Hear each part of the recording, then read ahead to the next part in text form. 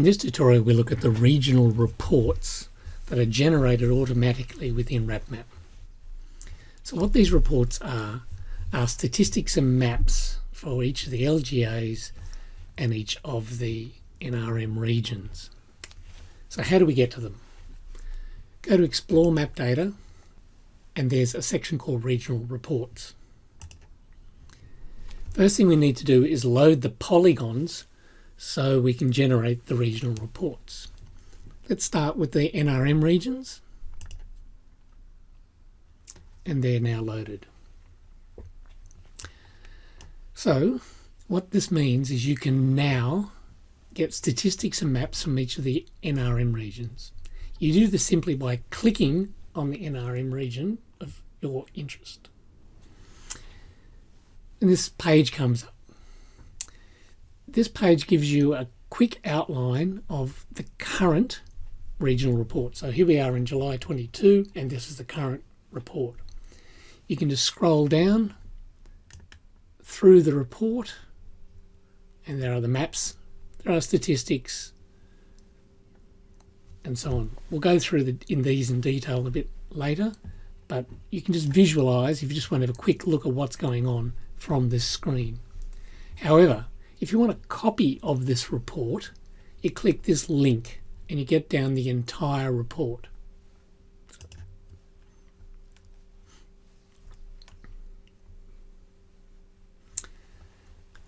So the front page gives you an indication of what the report covers and what some of it means. So if you want to read this, you can then have a better understanding what follows on the following pages. Second page has a summary for the total region. Now, we showed you before that the region is divided up into a land use forest classification, and there are 12 of these. So there's basically conservation areas, which are purple. There's agricultural areas divided into grazing, cropping and horticulture, and they're further divided into the tree covers of non-forest, means less than 25% tree cover. Woodland forest means less than 50% cover, and non-woodland forest, it actually means forest, which is greater than 50% cover of trees. They're important because if you're looking at ground cover in particular, you probably should be looking at the non-forest outputs. Otherwise, the trees are embedded in the signal. Okay, so each one of these is now reported on, the entire region and each of the land use forest cover classes. And these proportions are detailed over here. The next map is the total vegetation cover for the month, and you can see the cover classes. This catchment is looking very good. In fact, 88% of it is in the top class. The next two maps give you the area protected from water erosion, i.e. above 70%, and the area protected from wind erosion, i.e. above 50%. The last two maps are the vegetation cover anomaly map and the decile map, and there's explanations for what they are here. When you go to the next page, we start to get back to the statistics. These pages give you the time series. So here's the proportion of area protected from wind erosion, above 50%, and here's the time series going backwards and forwards.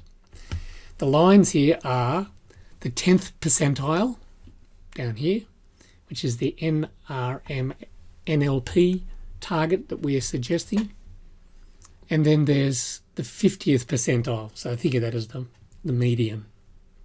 And then this is where we are at the moment. This is the date of this report. This same data is then shown on the right hand side, except the timeline being the years, the timeline is now months, and for every year you can see the vegetation cover greater than 50%, the area protected. So the black line is this year, and you can see this year is a much better than many of the other years we've had in the record. The next one down is the 70% cover. Time series, 10th percentile, median, current date and score, and again here is the same data expressed with monthly data.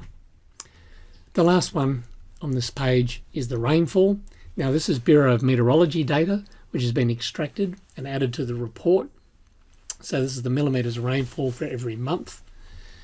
Here it is over here, then expressed by months. So you can see for most of this year, except for January, when they had very low rainfall, the rainfall has been pretty much in the middle of the distribution. Each point here is the month over the last 21 years. Okay, the next page has the conservation and natural environments. So it has all three of them, the ones with non-forest, woodland and non-woodland. And so it only displays the conservation areas. It has exactly the same information. So vegetation cover, the proportion in each class, the area protected for wind and water, and the vegetation anomalies. And when you come down, we then have a similar graph explaining the area protected within the conservation areas. So these are quite good for benchmarks if you're thinking about how would the country be going for vegetation cover through time if we had just the conservation areas. There's no rainfall provided, just the two maps of above 50 and above 70.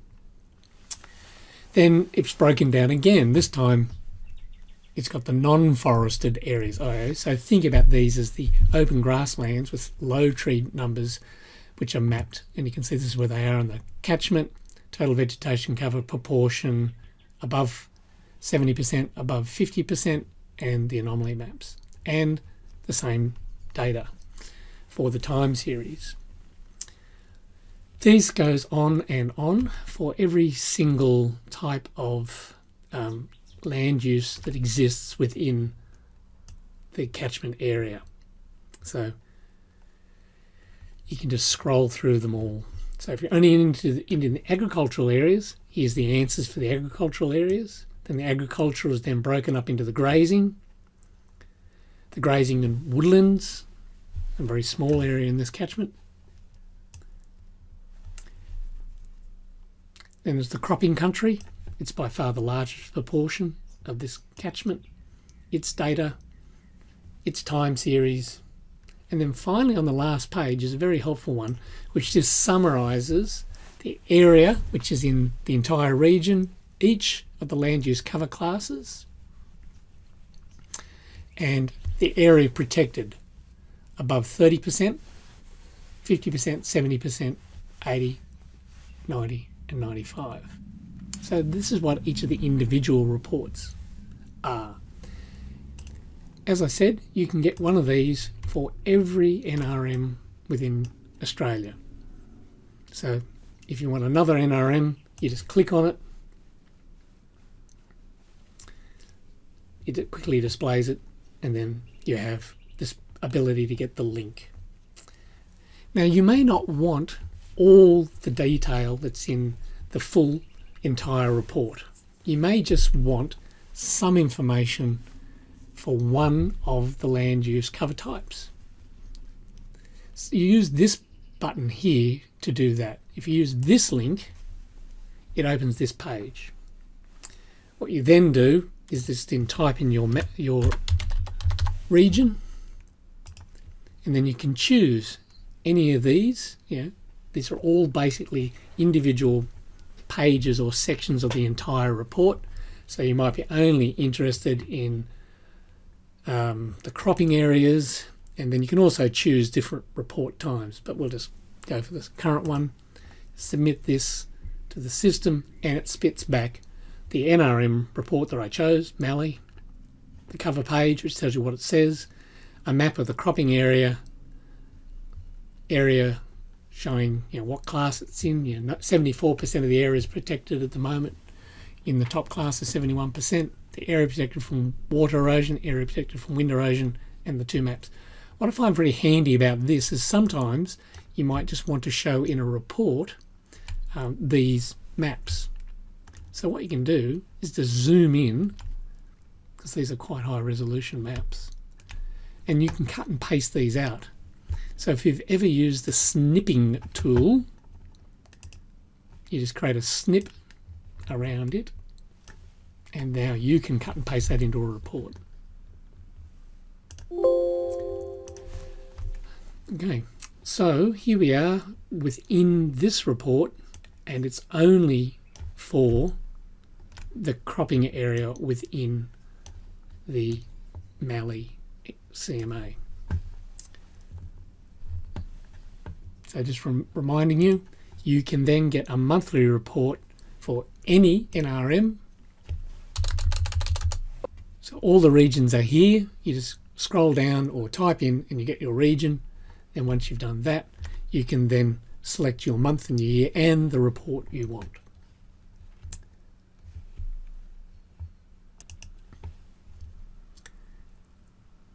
Okay, the next thing on this screen is the CSV file. If you want to recreate any of these graphics, and I mean any of them, you can download this file. Click here, tell them where you want to save it, save the report. It comes down as a CSV file, and then you can open it. It comes down as a CSV file, and here you have all the data. I'll probably just spend a bit of time explaining it because the information across the top is the critical. So year, month, the mean cover, that's the mean cover on the first month in 2001 for the entire NRM. There's also the median and the mean rainfall for the entire NRM. There's the area that it covers, and then there's the areas for above 30% protected, above 50, 70, 80, 90, 95. The next section is a change to the next land use cover group. So we can see this is now the mean of the conservation and natural resources. If we keep going across, go to the next one after that, there'll be another one. And this is the mean now of the woodland forest. So each one of the NRM's different land use cover types is exported here. So if you're only interested in grazing of woodland forests, you'd use this one. But if you're looking at, what's this one? Production forests, you'd use that one. Here's the area of cropping, so the mean of the cropping. So all these ones here in this section are the cropping statistics, and they're the full information available for the entire time series, starting in the first month of 2001 and going down to the 7th month 22.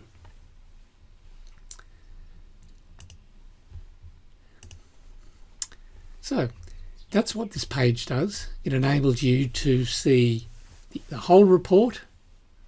You can see previous reports or just have single land use cover classes.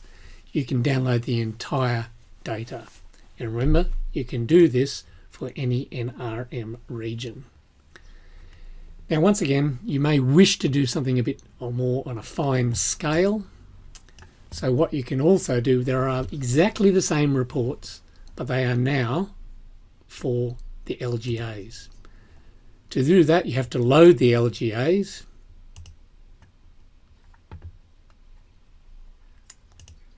Okay, so now the LGAs are here. Turn off the NRMs. So if you wanted to get a cover report for any LGA, you can just click on that. So, clicking on this one, it tells me this is Mount Remarkable, and here's its cover page. And once again, you can download the PDF or just one of the different types of land use cover classes, or you can download the entire data. So this can save you a lot of time because you can just get these files or get the data for the area that you're interested in, especially at the NRM and LGA scale, and then you can use those directly in your reports. That concludes this tutorial.